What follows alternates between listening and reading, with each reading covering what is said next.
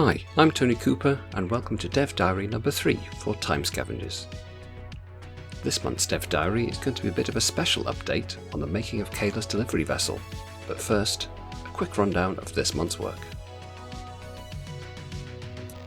1. The paper design for the zones and wreck locations. I can't show you too much of this, as it'd be a massive spoiler for the full game, clearly, but it involved plotting out the physical layout of the area of space the game takes place in. This includes a planet, the player's home base, and 3 dangerous zones containing the space wrecks they need to visit. I already knew most of the ships I would need, just not necessarily where they came in chronological order, so laying them all out was a crucial part of the game design. Linked to that was the next task. 2. The paper design for the upgrade flow. As the game is a metroidvania, naturally the player will need to slowly gain new abilities and equipment as they play, in order to unlock previously closed off areas, and to progress forwards to new ones. I knew the player would need some ship upgrades and some updated kit, just not in what order or where they find them. Having done the wreck plotting out, I now knew where the ships were, which allowed me to slot in where the player finds the next upgrade and begin to think about which parts of which wrecks are closed off to begin with.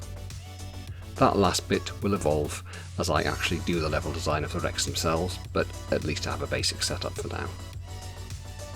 3. Ship material UV mapping. A quick aside for those who don't know what that is, it's the process of taking a 2D texture image and overlaying it onto the surface polygons of 3D models, in this case the spaceship. Out of all the areas inside the player's ship, the one that has had the least attention so far is the cargo hold, so I wanted to do some proper UV mapping of the space inside, as the default mapping there is quite basic, with not that much thought gone into it, which leads me nicely onto the ship itself. Kayla's delivery ship is a standard type for the corporation she works for. There is nothing special or unique about it, other than some little bits of personalisation she's done inside, which is understandable given she pretty much lives and works in it full time. So I started with this idea in my head of what I needed for the ship, and then took a look through the Cinti assets I had for something that, even if it didn't match, was close enough to what I wanted. Luckily I found this, the Cinti dropship from their Polygon Sci-Fi Worlds asset pack. It had a cockpit area and a space at the back with a separate door mesh that would work as a cargo hold. Of course there were many things about it that didn't fit my requirements, so that's when I cracked out UModeler and got to work. The first change I did was to make the ship wider. I wanted the cockpit to have 2 seats side by side with space for the player to get into and out of their seat in first person, so the current layout was far too tight for that. Meaning I got rid of the seats in there and scaled the ship sideways to get the room I needed to fit 2 flight seats. The next change was the trickiest one for me, not really having a huge amount of experience in 3D modelling, but I needed to have an airlock area in between the cockpit and the cargo hold. A key element of the ship and the game is the ability to physically dock with the wrecks you find and float through into another vessel. That was something I decided I wanted in the game really early on, but as you can see there was nowhere internally for that. So I did some basic 3D modelling to make my own airlock. The idea of these ships and this whole future world of space travel is that a lot of these vessels are built out of standard component parts, which are then assembled together to make whatever is needed. So for these cheap delivery ships that have been assembled on a production line, they're a standard cockpit and a standard cargo hold jammed together around a standard airlock in the middle. Which means it doesn't matter if it looks or feels a bit janky, it's because it is. And it's a handy in-world explanation that covers for my lack of 3D modelling skills, so I'm running with it. Anyway, in order to get the airlock in there I had to delete this sloped corridor section, and I think I also moved the cockpit forward a bit just to give me some more room, but now that that was done, I needed some way to get the player in and out. This came in the form of a spacewalk tube model from the Cinti Polygon Sci-Fi Space asset pack, which I scaled to size and cut some holes for in the airlock ceiling and the ship roof. Of course this needed a bit of extra modelling work to make it look like it was meant to be there. I will need to get back to this part later just to make it look a bit better, but it will do for now.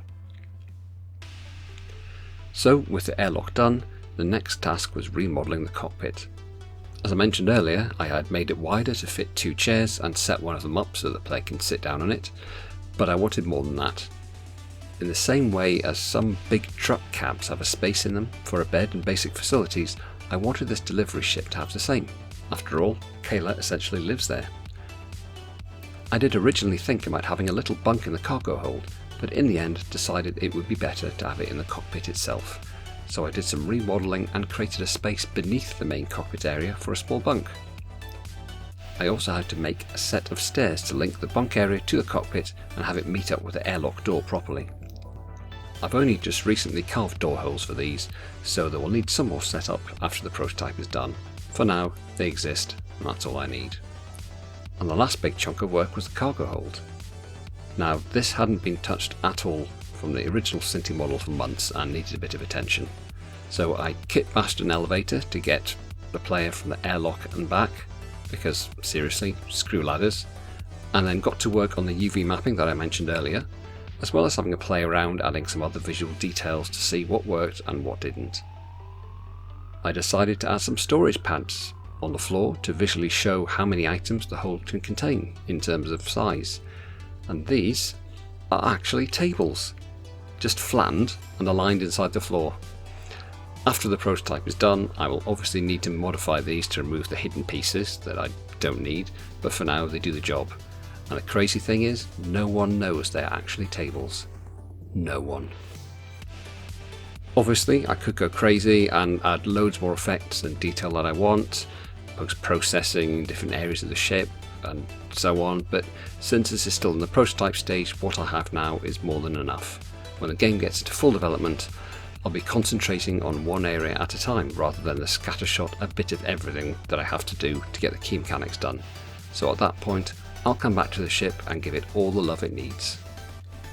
Which sounds way creepier to read out loud than I thought it would. Anyway, that's your lot for this month. Thanks for watching as always. Links to all my social channels are in the description. And if you like the look of the game, you can either follow me on those or the itch.io page, where you'll find more frequent text-based devlog updates. Bye for now.